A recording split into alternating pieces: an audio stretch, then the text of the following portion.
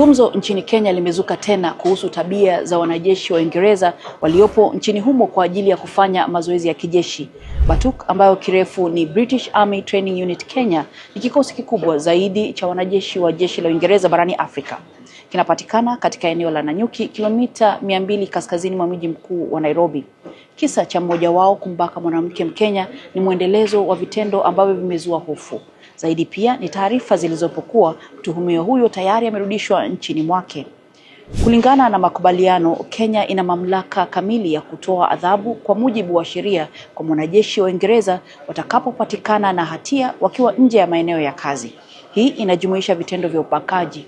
Hata hivyo, mpaka sasa serikali ya Kenya bado haijatoa ufafanuzi kwa nini mwanajeshi huyo amerudishwa Uingereza kabla ya kufikishwa mahakamani nchini Kenya na kujibu tuhuma zinazomkabili. Tukio hili linaongeza hasira za baadhi ya Wakenya ambao kwa muda mrefu wamekuwa wakilalamikia tabia za wanajeshi hao. Kwa mfano, hali ya taharuki iliibuka mwaka 2012 pale raia mmoja kwa jina la Agnes Wanjiru mwenye umri wa miaka 21 ambaye mara ya mwisho alionekana akiwa hai na wanajeshi wa Uingereza karibu na kambi yao. Baadaye mwili wake ulipatikana kwenye tanki la maji taka. Hadi sasa familia ya Wanjiru inasema bado haki haijapatikana. Kufuatia malalamiko hayo, mwaka 2024 bunge la Kenya lilifanya uchunguzi wa madai hayo dhidi ya wanajeshi wa BATUK na Wakenya walijitokeza kutoa ushuhuda wao. Jamii ilishangazwa kuona pia kati ya madai hayo kulikuwa pamoja na mauaji, unyanyasaji wa kingono, kuwagonga watu na gari zao na wengine wakidai kuachwa na ujauzito.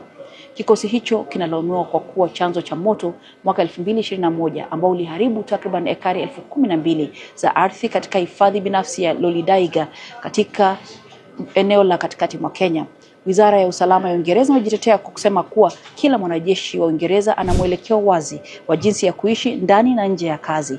Uingereza na Kenya zilisaini upya mkataba wa miaka 5 ya wanajeshi hao kuendelea na mafunzo yao nchini Kenya mwaka 2021 na una thamani ya zaidi ya dola milioni 69.